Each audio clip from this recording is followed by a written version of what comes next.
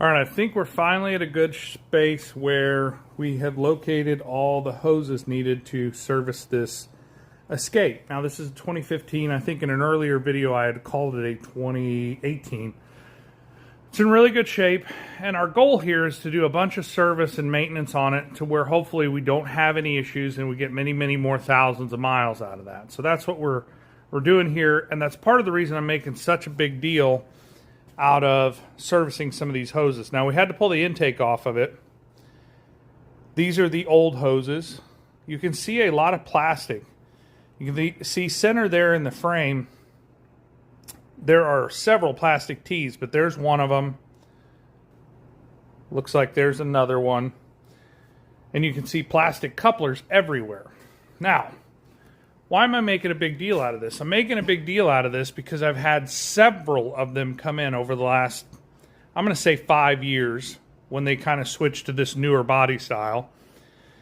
And right back here, typically, they will break one of those plastic tees and it overheats the engine. Now, back in the day when you had a cast engine block, a cast cylinder head, cast steel, they would tolerate an overheat and really not phase them a whole lot.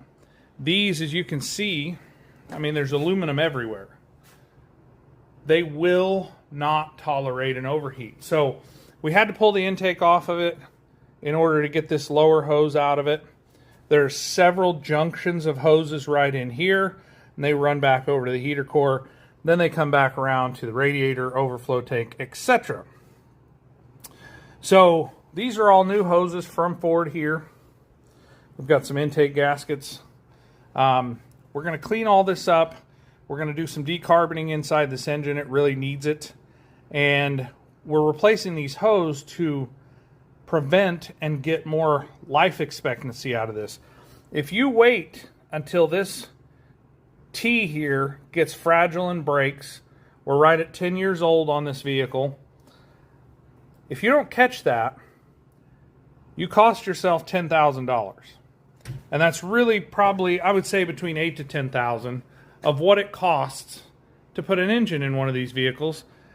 And nobody wants to do that. So if we can avoid that, that's what we're doing here. So we've put in a lot of extra time, a lot of extra effort trying to make sure that we A, found all these hoses, and B, serviced all this stuff. Because getting to anything inside here, it's very time consuming.